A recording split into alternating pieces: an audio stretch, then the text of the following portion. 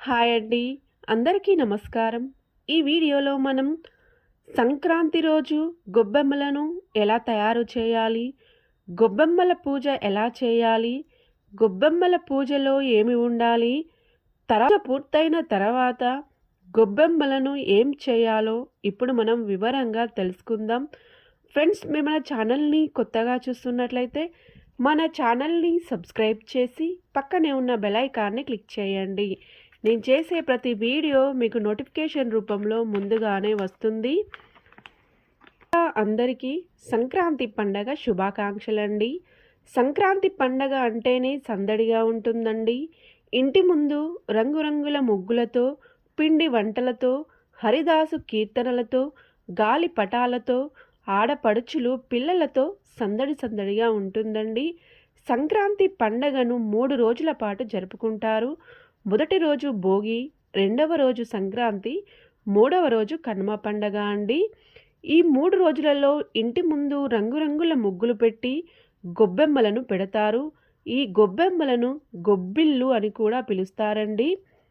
గొబ్బెమ్మలను సాక్షాత్తుగా గోదాదేవి, లక్ష్మీదేవి, గౌరీదేవి, కాత్యాయనీదేవి స్వరూపాలుగా పూజిస్తారు. ఈ గొబ్బెమ్మలను కొందరు ధనుర్మాసం మొదటి రోజు నుండే పెడతారండి. మరికొందరు ఈ సంక్రాంతి 3 రోజులు మాత్రమే పెట్టి పూజ చేస్తారు. ఇప్పుడు మనం గొబ్బెమ్మలను ఎలా తయారు చేయాలో తెలుసుకుందాం. ఈ గొబ్బెమ్మలను సకల దేవత స్వరూపమైన గోమాత యొక్క పేడతోనే తయారు చేయాలి.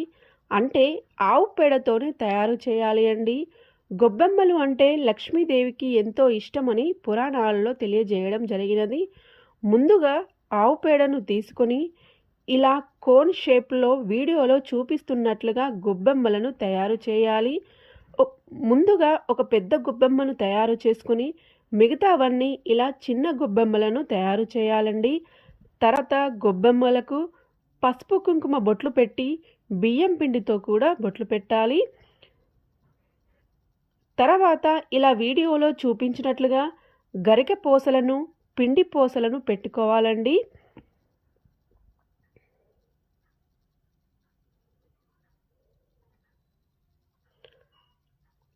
ఇలా అందంగా అలంకరించిన తర్వాత ఇంటి ముందు వేసిన ముగ్గులలో 5 గొబ్బెమ్మలను పెట్టుకోవాలి.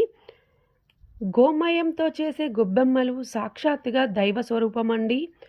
ఈ భక్తురాలైన గోపికల నిలువెత్తు రూపమండి ఈ గొబ్బెమ్మలు. ఇంకా చెప్పాలంటే పుణ్యస్త్రీలు అంటే ముత్తైదువులు గొబ్బెమ్మలను లక్ష్మీదేవికి ప్రతిరూపాలుగా భావిస్తారండి. సంక్రాంతి పండగ రోజున లక్ష్మీదేవిని ఆహ్వానించేందుకు ముత్యాల ముగ్గులు, రత్నాల ముగ్గులు, రంగురంగుల ముగ్గులు, పువ్వులతో ముగ్గులు వేసి మధ్యలో గొబ్బెమ్మలతో అలంకారం చేసి లక్ష్మీదేవిని ఆహ్వానిస్తారండి. అలాగే సాక్షాత్తుగా గౌరీదేవి ఈ గొబ్బెమ్మల రూపంలో కొలువై ఉంటుందని పురాణాలు చెబుతున్నాయండి. ముగ్గు మధ్యలో పెద్ద గొబ్బెమ్మను పెట్టి ఆ పెద్ద గొబ్బెమ్మ చుట్టూ 4 చిన్న గొబ్బెమ్మలను వీడియోలో చూపిస్తున్నట్లుగా పెట్టుకొని బంతి పువ్వులను వేయాలి. నవధాన్యాలు పోస్తూ గౌరీదేవికి, లక్ష్మీదేవికి, గోదాదేవికి, కాత్యాయనీదేవికి ఆహ్వానం పలుకుతూ పూజ చేయాలి. అందరూ ముగ్గు మధ్యలో ఒక పెద్ద గొబ్బెమ్మను పెట్టి చుట్టూ చాలా గొబ్బెమ్మలను పెట్టుకుంటారండి. మరికొందరైతే ఇలా 5 గొబ్బెమ్మలను మాత్రమే పెట్టుకుంటారు. ఈ విధంగా సంక్రాంతి 3 రోజుల పాటు పూజ చేస్తారండి. మరికొందరైతే ఈ గొబ్బెమ్మలను గోపికలుగా భావించి కన్నెపిల్లలు పూజ చేస్తారు. గోమయంతో చేసే ఈ గొబ్బెమ్మలు సాక్షాత్తు దైవ స్వరూపమండి. కృష్ణుడి భక్తురాలైన గోపికల యొక్క నిలువెత్తు రూపమండి. ఇంకా చెప్పాలంటే గౌరీ పూజకు సకల శుభకరమండి. గొబ్బెమ్మలకు చేసే పూజలను ప్రత్యేకంగా గౌరీదేవి అందుకుంటుందండి. అందుకే గౌరీ స్వరూపంగా గొబ్బెమ్మలకు పూజ చేసి అమ్మవారి అనుగ్రహాన్ని పొందండి. అలాగే గొబ్బెమ్మలను గోదాదేవి స్వరూపంగా కూడా భావిస్తారు. అలాగే గొబ్బెమ్మలకు నవధాన్యాలు పెట్టి పూజ చేస్తారు. ఎందుకంటే సంక్రాంతి టైంలో మనకి కొత్త ధాన్యం ఇంటికి చేరుతుంది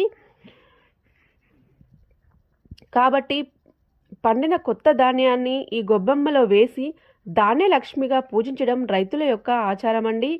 ఇలా నవధాన్యాలను గొబ్బెమ్మలో నింపి పూజ చేస్తే కోరుకున్నది జరుగుతుందని భక్తులు నమ్ముతున్నారు. కన్నెపిల్లలకు తాము కోరుకున్న వ్యక్తితో పెళ్ళవుతుందని, ముత్తైదువులు పూజిస్తే దీర్ఘ సుమంగలిగా ఉంటారని, ఈ సంక్రాంతి పండగ 3 రోజులలో పెట్టే గొబ్బెమ్మలని జాగ్రత్తగా ఎండబెట్టి రథసప్తమి రోజున గొబ్బెమ్మలతో మంట పెట్టి ఆ మంట మీద పరమన్నాన్ని వండి సూర్య భగవానుడికి నైవేద్యంగా నివేదిస్తారండి. ఈ వీడియోలో సంక్రాంతి రోజు గొబ్బెమ్మలను ఎలా తయారు చేయాలి, గొబ్బెమ్మలకు ఎలా పూజ చేయాలి, పూజ పూర్తయిన తర్వాత గొబ్బెమ్మలను ఏం చేయాలి అనే విషయాలన్నింటి గురించి చాలా క్లియర్గా తెలుసుకున్నారు కదా ఫ్రెండ్స్. మీకు ఈ వీడియో నచ్చినట్లయితే లైక్ చేయండి, మన ఛానల్ని సబ్స్క్రైబ్ చేయండి. Thank you for watching.